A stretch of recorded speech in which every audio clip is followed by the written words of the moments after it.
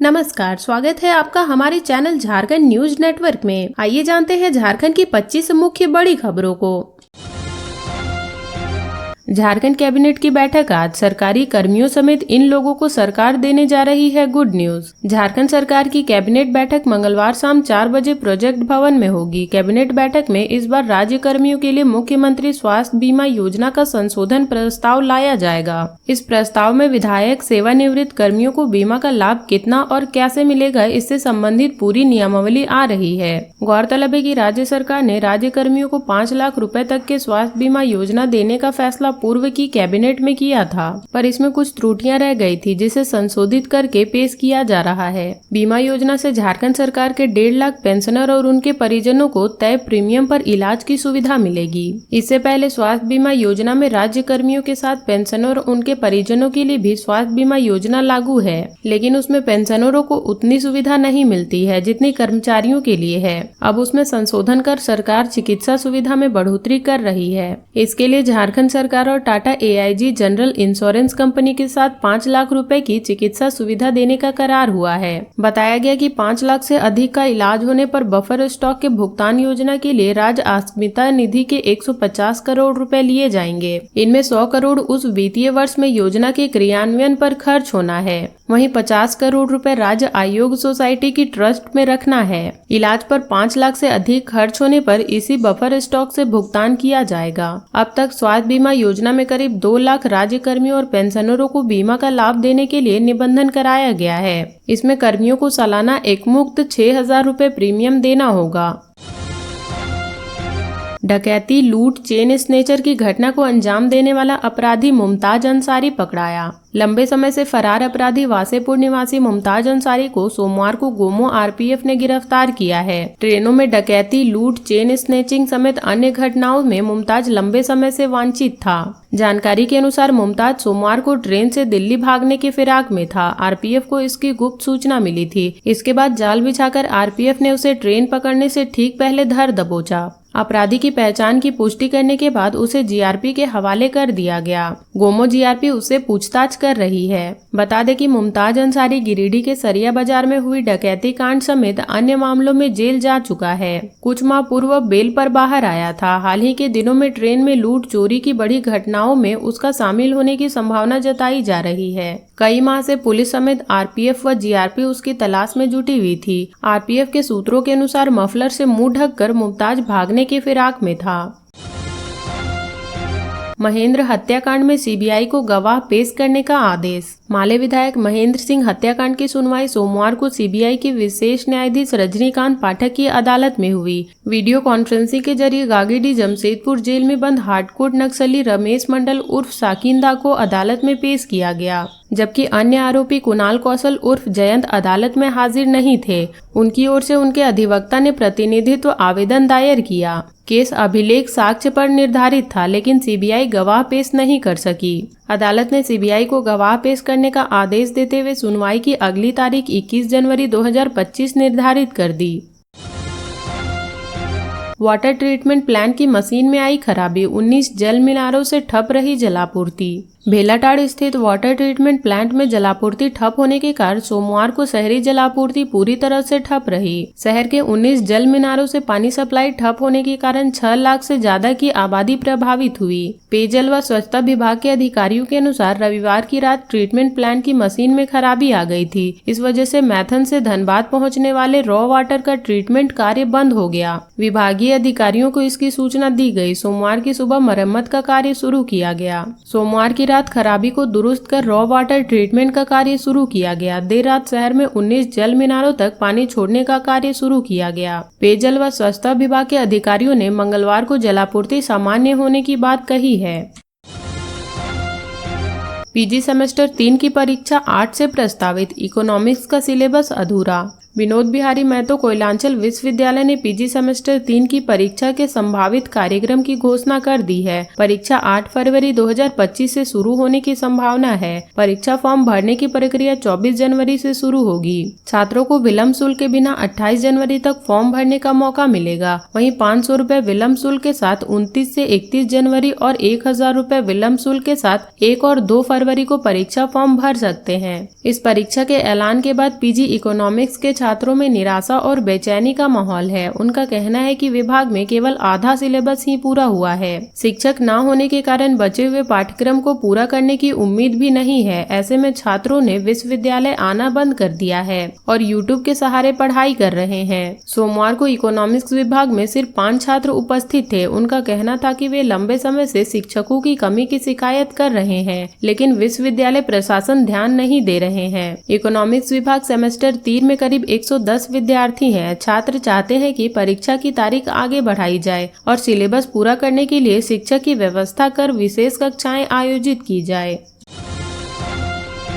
Jumbo committee की बजाय नए और ऊर्जावान कार्यकर्ताओं की छोटी कमेटी करें तैयार। झारखंड प्रदेश कांग्रेस कमेटी के अध्यक्ष केशव महतो कमलेश सोमवार को शाम धनबाद पहुंचे। यहां सर्किट हाउस में कांग्रेस जिला अध्यक्ष संतोष सिंह के नेतृत्व में कांग्रेसियों ने गर्मजोशी से उनका स्वागत किया। इसके पश्चात प्रदेश अध्यक्ष श्री कमलेश ने जिला कमेटी के पदाधिकारियों के साथ बैठक की। कहा कि धनबाद में जंबो कमेटी की जरूरत नहीं है, इसलिए वर्तमान कमेटी को भंग कर नए व ऊर्जावान कार्यकर्ताओं की छोटी कमेटी तैयार करें। प्रदेश व जिला कमेटी के निर्देश के बावजूद नगर व प्रखंडों में कई पदाधिकारी कार्य नहीं कर रहे हैं। जिला अध्यक्ष प्रस्ताव दें, उनके आलोक में आगे की कार्रवाई की जाएगी। काम करने वाले लोगों को कमेटी में जगह दी जाएगी। कांग्रेस प्रदेश अध्यक्ष श्री कमलेश ने कहा कि बाबा साहेब व संविधान को नहीं मानने वाले लोगों से हमारी लड़ाई है, इसलिए संगठन को मजबूत करने की जरूरत है, जो सिर्फ जिला अध्यक्ष ही नहीं बल्कि पार्टी के हर एक विंग व पदाधिकारी तथा कार्यकर्ताओं की जिम्मेदारी है। मौके पर कांग्रेस अनुशासन समिति के प्रदेश अध्यक्ष ब्रिजेंद्र प्रसाद सिंह, पूर्व मंत्री जलेश्वर महतो, जिला अध्यक्ष संतोष सिंह, कार्यकारी अध्यक्ष राशिद रजा अंसारी, विजय सिंह, कालीचरण यादव, मदन मोहन व मनोज यादव आदि मौजूद थे। प्रदेश कांग्रेस के अध्यक्ष 21 जनवरी को तोपचाची में आयोजित बाबा साहेब अम्बेडकर सम्मान मार्च में शामिल होंगे। वे पुराना बाजार तोपचाची स्थित महात्मा गांधी प्रतिमा स्थल के समीप आयोजित कार्यक्रम में स्थानीय लोगों व कांग्रेसियों को संबोधित करेंगे। SNMMCH समेत सरकारी स्वास्थ्य केंद्रों में रोटा वायरस वैक्सीन की कमी। शहीद Nirmal Mahato medical college and hospital समेत जिला अस्पताल व विभिन्न स्वास्थ्य केंद्रों में बने वैक्सीनेशन केंद्र पर रोटा वायरस वैक्सीन की कमी हो रही है। कई केंद्रों में वैक्सीन उपलब्ध नहीं होने के कारण बच्चे वैक्सीनेशन से वंचित हो रहे हैं। यह वैक्सीन नवजात बच्चे में कोल्ड डायरिया रोकने के लिए दी जाती है। नवजात को पहली खुराक 15 सप्ताह की उम्र से पहले देने का नियम है। जिला RCH पदाधिकारी डॉक्टर रोहित गौतम ने बताया कि मुख्यालय से वैक्सीन की सप्लाई होती है। गत कुछ माह से नियमित संख्या में वैक्सीन नहीं पहुंच रही है। यही वजह है कि स्वास्थ्य केंद्रों में समय पर वैक्सीन मुहैया नहीं हो पा रही है। बताया कि 2 दिन पूर्व मुख्यालय से रोटा वायरस की 3000 वैक्सीन के स्टॉक भेजा गया था। इसे विभिन्न स्वास्थ्य केंद्रों में वितरित कर दिया गया। शिशुओं को 2 से 3 माह की उम्र में रोटा वायरस वैक्सीन की पहली खुराक दी जाती है। दूसरी खुराक 4 से 8 सप्ताह के अंतराल पर दी जाती है। वहीं तीसरा और अंतिम खुराक 4 से 8 माह के अंतराल पर दी जाती है। रोटा वायरस वैक्सीन गंभीर दस्त और डिहाइड्रेशन से बचाव के लिए दी जाती है। यह वैक्सीन शिशुओं और बच्चों को दी जाती है जो रोटा वायरस से संक्रमित होने से उच्च जोखिम में होते हैं। सभी प्रतिष्ठानों को अनिवार्य रूप से लगाना होगा CCTV कैमरा। जिले की सुरक्षा व्यवस्था सुदृढ़ करने के लिए DSP सुमित कुमार की अध्यक्षता में सोमवार को बैठक की गई। इसमें सभी थाना प्रभारी शामिल हुए। इस दौरान सुरक्षा व्यवस्था को लेकर कई बिंदुओं पर चर्चा की गई। सभी प्रतिष्ठानों में अनिवार्य रूप से CCTV कैमरा लगवाने के संबंध में थाना प्रभारियों को निर्देशित किया गया। DSP CCR सुमित कुमार ने कहा कि CCTV कैमरा लगाने का मुख्य उद्देश्य शहर में होने वाली आपराधिक गतिविधियों पर नजर रखना है, ताकि अनुसंधान के दौरान पुलिस को मदद मिले।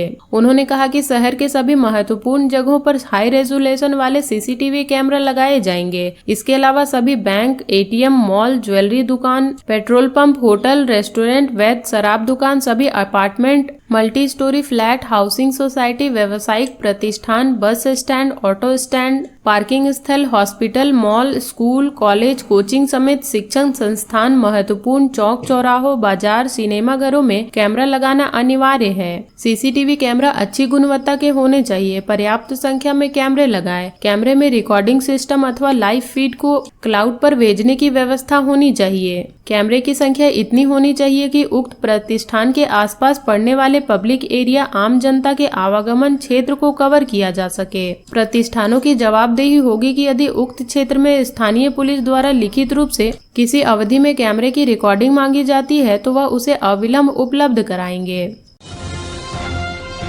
झारखंड में न्यूनतम तापमान 4 डिग्री सेल्सियस तक बढ़ेगा। कब से सुहाना होगा मौसम। झारखंड में धीरे धीरे ठंड का असर कम होता जा रहा है। मौसम विभाग के अनुसार अगले 3 दिन के बाद न्यूनतम तापमान में 3 से 4 डिग्री सेल्सियस की बढ़ोतरी होगी। इससे सुबह और शाम को छोड़कर दिन में गर्मी का अनुभव हो सकता है, जबकि तेज हवा के साथ धूल उड़ने से लोगों को परेशानी हो सकती है। उत्तर भारत में बर्फबारी और बारिश होने से झारखंड पर आंशिक असर पड़ रहा है। सुबह में कोहरा और दिन में आसमान में हल्के बादल छाए रह रहे हैं। सोमवार को सबसे कम तापमान सिमडेगा में 5.8 डिग्री सेल्सियस रिकॉर्ड किया गया। वहीं कई जिलों का न्यूनतम तापमान 10 डिग्री सेल्सियस से कम रहा, जिससे सुबह और शाम में कनकनी बरकरार है, लेकिन दिन का तापमान बढ़ रहा है। रांची का न्यूनतम तापमान सोमवार को 10.9 डिग्री सेंटीग्रेड रहा। रविवार की अपेक्षा 0.7 डिग्री सेंटीग्रेड अधिक रहा, जबकि अधिकतम तापमान 25.8 डिग्री सेल्सियस रहा। मौसम विभाग के अनुसार फरवरी के पहले सप्ताह से मौसम पूरी तरह से शुष्क रहने और बसंत ऋतु का आगमन होते ही मौसम सुहाना होगा।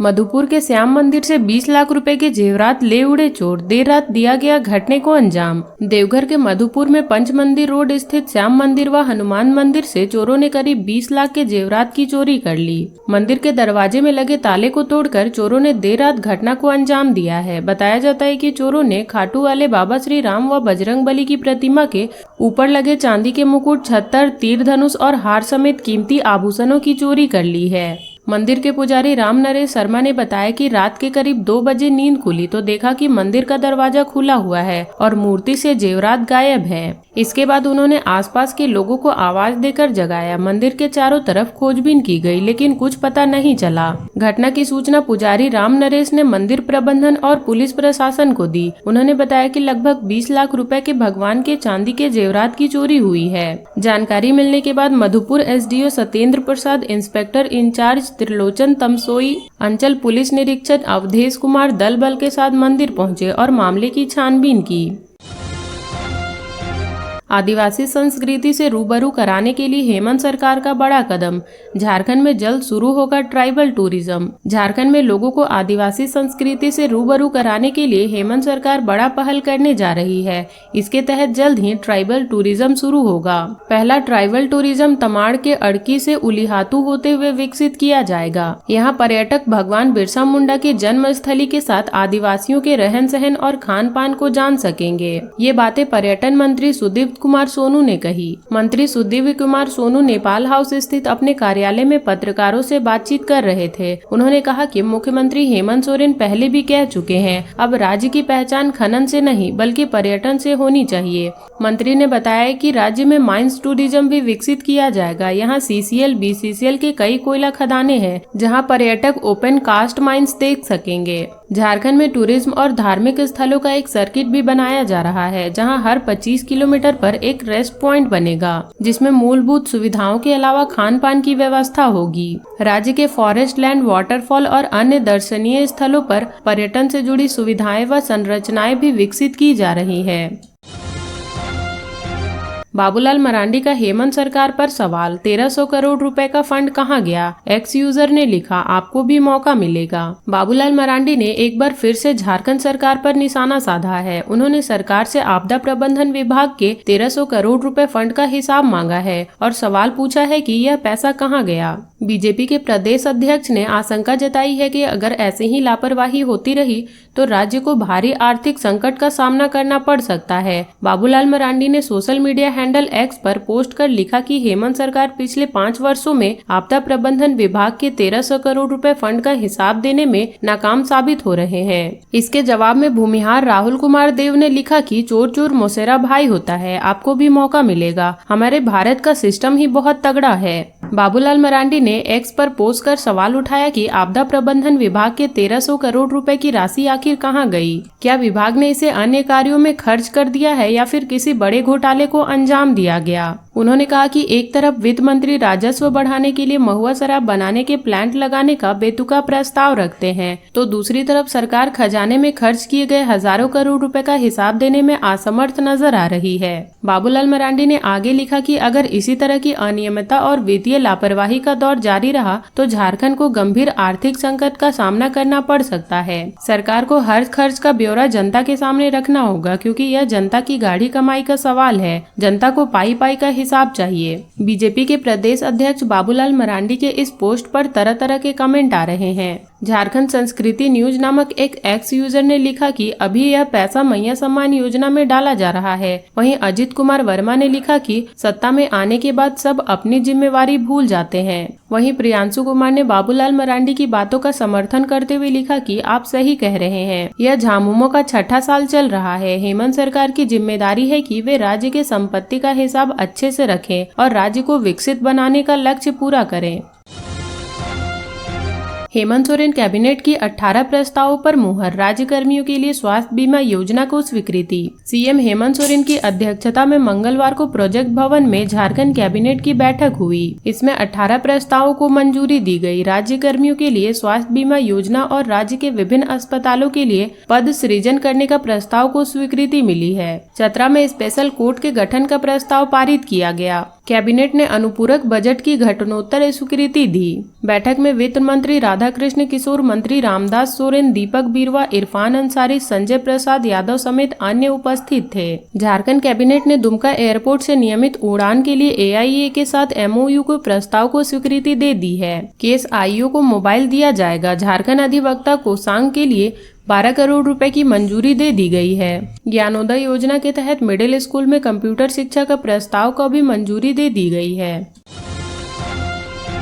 गणतंत्र दिवस पर झारखंड के कौन मंत्री कहां करेंगे झंडोत्तोलन, ये है लिस्ट। झारखंड में गणतंत्र दिवस 2025 समारोह की तैयारियां की जा रही है। 26 जनवरी को राज्य के मंत्री विभिन्न जिलों के मुख्यालयों में झंडोत्तोलन करेंगे। वित्त मंत्री राधाकृष्ण किशोर पलामू जिले के मेदिनीनगर में झंडोत्तोलन करेंगे। मंत्रिमंडल सचिवालय एवं निगरानी विभाग ने इस संबंध में झंडोत्तोलन कार्यक्रम जारी किया है। झारखंड के भू राजस्व मंत्री दीपक बिरवा पश्चिमी सिंहभूम और कल्याण मंत्री चमरालिंडा गुमला में 26 जनवरी को गणतंत्र दिवस के मौके पर झंडोत्तोलन करेंगे। उद्योग मंत्री संजय प्रसाद यादव पाकुड़, जबकि शिक्षा मंत्री रामदास सोरेन पूर्वी सिंहभूम में तिरंगे को सलामी देंगे। स्वास्थ्य मंत्री इरफान अंसारी जामताड़ा, मंत्री हफीजुल हसन देवघर, दीपिका पांडे सिंह गोड्डा, मंत्री योगेंद्र प्रसाद बोकारो, कृषि मंत्री शिल्पी नेहा तिर्की लोहरदगा, जबकि नगर विकास मंत्री सुदेव कुमार सोनू गिरिडीह में झंडोत्तोलन करेंगे। रांची के मोराबादी मैदान में गणतंत्र दिवस समारोह पर निकलने वाली विभागीय झांकी के लिए रांची के डीसी मंजुनाथ भजंत्री की अध्यक्षता में सोमवार को बैठक की गई।